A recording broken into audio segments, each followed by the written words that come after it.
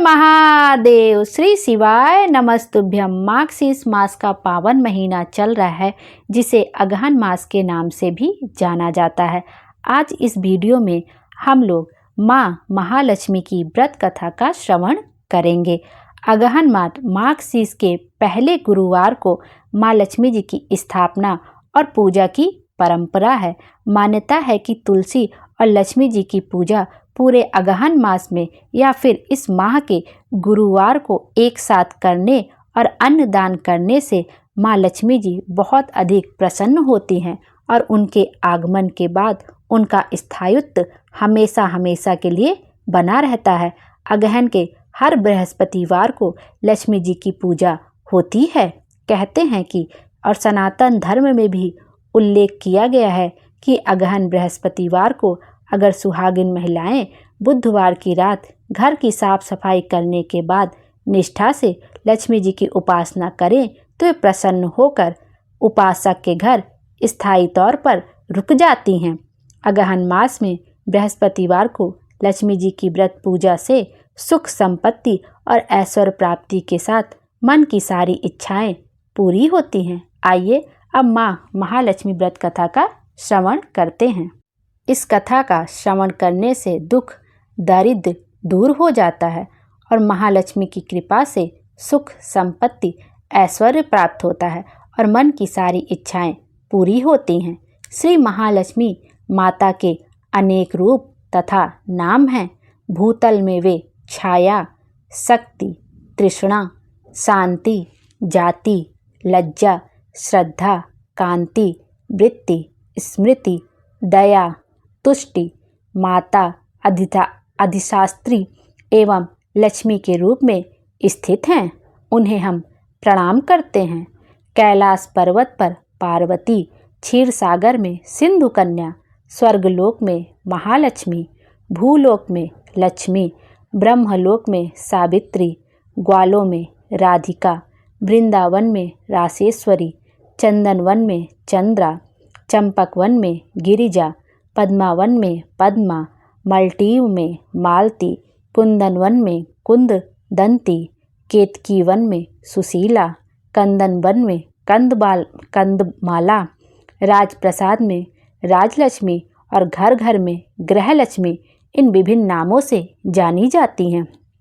इस तरह सर्वथा चारों ओर सर्वभूत में सुपरिचित माता श्री महालक्ष्मी जी की यह कथा है। अब हम इसका श्रवण करते हैं। भारतवर्ष के सौराष्ट्र देश में द्वापर युग की यह कहानी है। सौराष्ट्र में उस समय भद्रसवा नाम के एक राजा थे। वे बड़े पराक्रमी राजा थे। 4 वेद, 6 शास्त्र, 18 पुराणों का उन्हें ज्ञान था। उनकी रानी का नाम सुरत चंद्रिका था। रानी दिखने में सुंदर और सुलक्षणा थी तथा पतिव्रता भी थी। उन दोनों को 7 पुत्र तथा उसके बाद एक कन्या का वरदान मिला था। कन्या का नाम श्याम बाला था। एक बार महालक्ष्मी जी के मन में आया कि जाकर उस राजा के राजप्रसाद में रहें। इससे राजा को दुगनी धन दौलत की प्राप्ति होगी और वह इस धन दौलत से अपनी प्रजा को और सुख दे पाएगा। गरीब के घर अगर रहें और उसे धन दौलत प्राप्त हो तो वह स्वार्थी की तरह केवल अपने ऊपर ही खर्च करेगा। यह सोचकर श्री महालक्ष्मी जी ने बूढ़ी ब्राह्मण स्त्री का रूप धारण किया। हाथ में उन्होंने लाठी लिए लाठी के सहारे रानी के द्वार तक पहुंची। यद्यपि उन्होंने बूढ़ी औरत का रूप धारण किया था, पर उनके चेहरे पर देवी जैसा तेज था। उन्हें देखते ही एक दासी सामने आई। उसने इनका नाम पूछा। वृद्ध ब्राह्मण का रूप धारित माता लक्ष्मी ने कहा, बालिके, मेरा नाम कमला है। मेरे पति का नाम भुवनेश है। हम द्वारिका में रहते हैं। तुम्हारी रानी पिछले जन्म में एक वैश्य की पत्नी थी। वह वैश्य गरीब था। दारिद्र्य के कारण हर रोज घर में झगड़े होते थे तथा उसका पति रोज उसे मारता था। इन बातों से तंग आकर वह घर छोड़कर चली गई तथा वन जंगल में खाली पेट भटकने लगी। उसकी इस दुर्दशा पर मुझे दया आ गई। तब मैंने उसे सुख संपत्ति देने वाली श्री महालक्ष्मी जी की कथा सुनाई।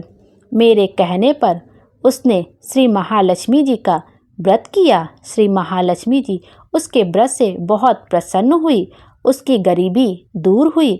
उसका घर संसार दौलत संपत्ति से भर गया।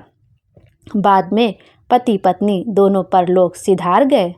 लक्ष्मी व्रत करने के कारण वे लक्ष्मी लोक में रहे। उन्होंने जितने साल महालक्ष्मी का व्रत किया उतने हजारों साल उन्हें सुख भोग मिला। इस जन्म में उनका जन्म राजघराने में हुआ है, परंतु वह श्री महालक्ष्मी जी का व्रत करना भूल गई है। उसे याद दिलाने मैं यहाँ आई हूँ।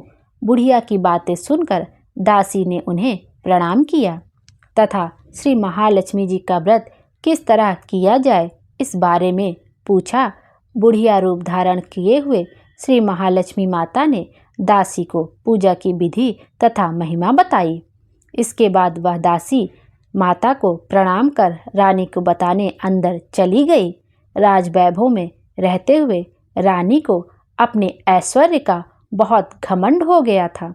संपत्ति तथा अधिकार की वजह से वह उन्मत्त हो गई थी। दासी द्वारा बताई गई बुढ़िया की बातें सुनकर वह आग बबूला होकर राजद्वार पर आकर बुढ़िया रूपी श्री महालक्ष्मी जी पर बरस पड़ी। उसे यह मालूम नहीं था कि श्री महालक्ष्मी माता बुढ़िया का रूप धारण किए द्वार तक आई हैं, परंतु रानी का इस कदर रूखा बर्ताव तथा अपना अनादर देखकर माता ने वहां ठहरना ठीक न समझा। वे वहां से चल पड़ी। रास्ते में उन्हें राजकुमारी श्यामबाला मिली। उन्होंने श्यामबाला को सारी बात बताई। श्यामबाला ने अपनी ओर से श्री महालक्ष्मी माता जी से क्षमा मांगी। माता को उस पर दया आ गई। उन्होंने श्यामबाला को श्री महालक्ष्मी व्रत के बारे में बताया। उस दिन अगहन माघ शीस माह का पहला गुरुवार था। श्यामबाला ने परम श्रद्धा से श्री महालक्ष्मी जी का व्रत रखा। फलस्वरूप राजा सिद्धेश्वर के सुपुत्र मालाधर से उसका विवाह हुआ। वह धन दौलत ऐश्वर्य वैभव से माला माल हो गई। पति के साथ ससुराल में आनंद से दिन बिताने लगी। इधर श्री महालक्ष्मी का रानी पर प्रकोप हुआ।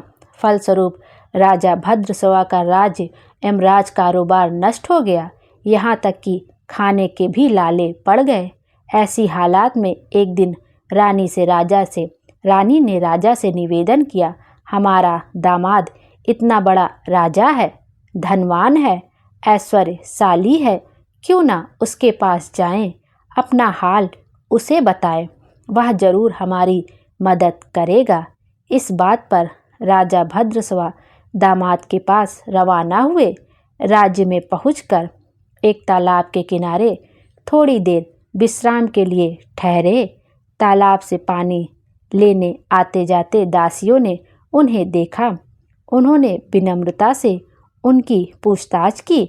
जब उन्हें यह मालूम हुआ कि वे रानी श्यामबाला के पिता हैं, तो दौड़ते हुए जाकर उन्होंने रानी को सारी बात बताई। रानी ने दासी के हाथ राज परिधान भेजकर बड़े ठाठ से उनका स्वागत तथा आदर सत्कार किया। जब वे लौटने लगे तो सोने की मोहरों से भरा घड़ा भी दिया। राजा भद्रसवा जब वापस लौटे तो उन्हें देखकर रानी सूरज चंद्रिका बहुत खुश हुई। उन्होंने सोने की मोहरे से भरे घड़े का मुंह खोला, पर हाय भगवान, घड़े में धन के बदले कोयले मिले। यह सब श्री महालक्ष्मी जी के प्रकोप से हुआ। इस प्रकार दुर्दशा में और भी कई दिन बीत गए। इस बार रानी स्वयं अपनी कन्या के पास गईं। वह दिन अगहन माह का अंतिम गुरुवार था। श्यामबाला ने श्री महालक्ष्मी जी का व्रत किया, पूजा की, अपनी माता से भी व्रत करवाया। इसके बाद रानी अपने घर आई। श्री महालक्ष्मी जी का व्रत रखने से उसे फिर से अपना राजपाट, धन दौलत, ऐश्वर्य प्राप्त हो गया। वह फिर से सुख शांति आनंदमय जीवन बिताने लगी। कुछ दिनों बाद राजकन्या श्यामबाला अपने पिता के घर आई। उसे अपने घर देखकर सूरज चंद्रिका को पुरानी बातें याद आई कि यही कि श्यामबाला ने अपने पिता को घड़ा भर कोयला दिया था और उसे तो कुछ भी नहीं दिया था। इसी कारण श्यामबाला को पिता के घर आने पर उसका कोई आदर आतिथ्य नहीं हुआ, बल्कि अनादर हुआ। पर उसने इस बात का बुरा नहीं माना। अपने घर लौटते समय उसने पिता के घर से थोड़ा नमक ले लिया। अपने घर लौटने पर उसके पति ने पूछा, अपने मायके से क्या लाई हो? इस पर उसने जवाब दिया, वहाँ का सार लाई हूँ। पति ने पूछा, इसका मतलब क्या हुआ? श्यामबाला ने कहा, थोड़ा धीरज रखो, सब मालूम हो जाएगा। उस दिन श्यामबाला ने सारा भोजन नमक डाले बिना बनाया और परोसा। पति ने खाना चखा, सारा खाना नमक बिना था, इसलिए उसे स्वाद न आया।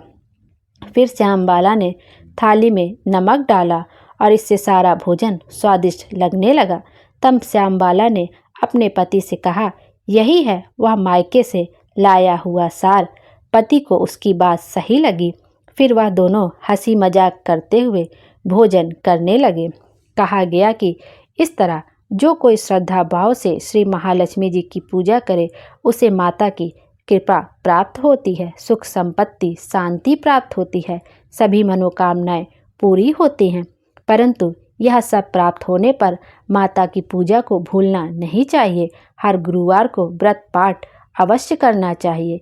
इस तरह से श्री महालक्ष्मी जी की महिमा, भक्तों की मनोकामना पूरी होती है। श्री महालक्ष्मी जी की गुरुवार की व्रत कथा यहीं पर संपूर्ण होती है। जय हो माँ लक्ष्मी की, जय हो महालक्ष्मी माता की जय हो। सबके घर में अन्न धन के भंडार हमेशा भरे रहें। आइए अब महालक्ष्मी कृपा प्रार्थना स्रोत का श्रवण करते हैं। एक बार देवराज इंद्र ऐरावत हाथी पर चढ़कर जा रहे थे। रास्ते में दुर्वासा मुनि मिले। मुनि ने अपने गले में पड़ी माला निकालकर इंद्र के ऊपर फेंक दी, जिसे इंद्र ने ऐरावत हाथी को पहना दिया। तीव्र गंध से प्रभावित होकर ऐरावत हाथी ने सूंड से माला उतारकर पृथ्वी पर फेंक दी। यह देखकर दुर्वासा मुनि ने इंद्र को श्राप देते हुए कहा, इंद्र, ऐश्वर्य के घमंड में तुमने मेरी दी हुई माला का आदर नहीं किया। यह माला नहीं, लक्ष्मी का धाम थी, इसलिए तुम्हारे अधिकार में स्थित तीनों लोकों की लक्ष्मी शीघ्र ही अदृश्य हो जाएंगी। महर्षि दुर्वासा के श्राप से त्रिलोकी श्रीहीन हो गई और इंद्र की राज्य लक्ष्मी समुद्र में प्रविष्ट हो गई। देवताओं की प्रार्थना से जब वे प्रकट हुई तब उनका सभी देवता ऋषि मुनियों ने अभिषेक किया। देवी महालक्ष्मी की कृपा से संपूर्ण विश्व समृद्धशाली और सुख शांति से समृद्ध हो गया। आकर्षित होकर देवराज इंद्र ने उनकी स्तुति इस प्रकार की। आइए अब महालक्ष्मी कृपा प्रार्थना स्तोत्र जैसे कि इंद्र जी ने की थी वैसे करते हैं। पहले मैं संस्कृत में बताऊंगी, फिर उसके बाद इसका हिंदी अनुवाद भी करेंगे। नमस्तुते महामाया श्रीपीठे सुरपूजिते शंख चक्र गदा हस्ते महालक्ष्मी नमस्तुते। इंद्र बोले, श्रीपीठ पर स्थित और देवताओं से पूजित होने वाली हे महामाये, तुम्हें नमस्कार है। हाथ में शंख चक्र और गदा धारण करने वाली हे महालक्ष्मी, तुम्हें प्रणाम है। नमस्ते गरुणारूढ़े कोल्हासुर भयंकरी सर्वपाप हरे देवी महालक्ष्मी नमस्तुते। गरुड़ पर आरूढ़ होकर कोल्हासुर को भय देने वाली और समस्त पापों को हरने वाली हे भगवती महालक्ष्मी, तुम्हें नमस्कार है, तुम्हें प्रणाम है। सर्वज्ञे सर्वदे देवी सर्वदुष्ट भयंकरी सर्वद दुखहरे हे देवी महालक्ष्मी नमस्तुते। सब कुछ जानने वाली, सबको वर देने वाली, समस्त दुष्टों को भय देने वाली और सबके दुखों को दूर करने वाली हे देवी महालक्ष्मी, तुम्हें नमस्कार है। सिद्धि बुद्धि प्रदे देवी भुक्ति मुक्ति प्रदायनी मंत्रपूते सदा देवी महालक्ष्मी नमस्तुते। सिद्धि, बुद्धि, भोग और मोक्ष देने वाली हे मंत्रपूत भगवती महालक्ष्मी, तुम्हें सदा प्रणाम है। आंधहंत्री ते देवी आदिशक्ति महेश्वरी योगजे योग संभूते महालक्ष्मी नमस्तुते। हे देवी, हे आदि अंत रहित आदिशक्ति, हे महेश्वरी, हे योग से प्रकट हुई भगवती महालक्ष्मी, तुम्हें नमस्कार है। स्थूल सूक्ष्म महारौद्रे महाशक्ति महोदरे महापाप हरे देवी महालक्ष्मी नमस्तुते। हे देवी, तुम स्थूल सूक्ष्म एवं महारौद्र रूपिणी हो, महाशक्ति हो, महोदरा हो और बड़े बड़े पापों का नाश करने वाली हो। हे देवी महालक्ष्मी, तुम्हें नमस्कार है। पद्मासन स्थिते देवी परब्रह्म स्वरूपिणी परमेशी जगतमाता महालक्ष्मी नमस्तुते। हे कमल के आसन पर विराजमान पर ब्रह्म स्वरूपिणी देवी, हे परमेश्वरी, हे जगदम्ब, हे महालक्ष्मी, तुम्हें मेरा प्रणाम है। श्वेतांबर धरे देवी नालंकार भूषिते जगत स्थिते जगत माता महालक्ष्मी नमस्तुते। हे देवी, तुम श्वेत एवं लाल वस्त्र धारण करने वाली हो और नाना प्रकार के अलंकारों से विभूषिता हो, संपूर्ण जगत में व्याप्त एवं अखिल लोक को जन्म देने वाली हो। हे महालक्ष्मी, तुम्हें मेरा प्रणाम है। आइए अब इस स्रोत के पाठ का क्या फल है वो भी देख लेते हैं। महालक्ष्यम अष्टकम स्रोतम यह पठे दिक्तमांत्रः सर्वसिद्धि मवोप्रोति राज्यम प्रापोति सर्वदा। जो मनुष्य भक्ति युक्त होकर इस महालक्ष्मण अष्टक स्रोत का सदा पाठ करता है वह सारी सिद्धियों और राजवैभव को प्राप्त करता है। एक काले पठेन्त्रिद्यम महापाप विनाशम दिकालम यम पठेतित्यम धन्य धान्य सममिदा। जो प्रतिदिन एक समय पाठ करता है उसके बड़े बड़े पापों का नाश हो जाता है। जो 2 समय पाठ करता है वह धन धान्य से संपन्न हो जाता है। त्रिकालम यम पठेन्त्यम महाशत्रु विनाशनम महालक्ष्मी भवेत्रियम प्रसन्ना वरदा शुभा। जो प्रतिदिन 3 काल पाठ करता है उसके महान शत्रुओं का नाश हो जाता है और उसके ऊपर कल्याणकारिणी वरदायिनी महालक्ष्मी जी सदा ही प्रसन्न होती हैं। महालक्ष्मी के निम्नलिखित 11 नामों के साथ इस स्रोत का पाठ अत्यंत शुभ और फलदायक माना जाता है। पद्मा, पद्म, पद्मालया, पद्म वासिनी, श्री, कमला, हरिप्रिया, इंदिरा, रमा, समुद्र तनया, भार्गवी और जलधिजा आदि नामों से पूजित देवी महालक्ष्मी वैष्णवी शक्ति हैं। इस तरह से महालक्ष्मी जी के स्रोत का यहीं पर समाप्त होता है। बोलो महालक्ष्मी माता की जय। उनकी जो स्रोत का पाठ करे उसकी सभी मनोकामना पूरी हो और उसके जीवन में सुख समृद्धि हमेशा बढ़ती रहे। आइए अब महालक्ष्मी जी की आरती का भी श्रवण कर लेते हैं। ओम जय लक्ष्मी माता मैया, जय लक्ष्मी माता, तुमको निस दिन सेवत, मैया जी को निस दिन सेवत, हर विष्णु विधाता।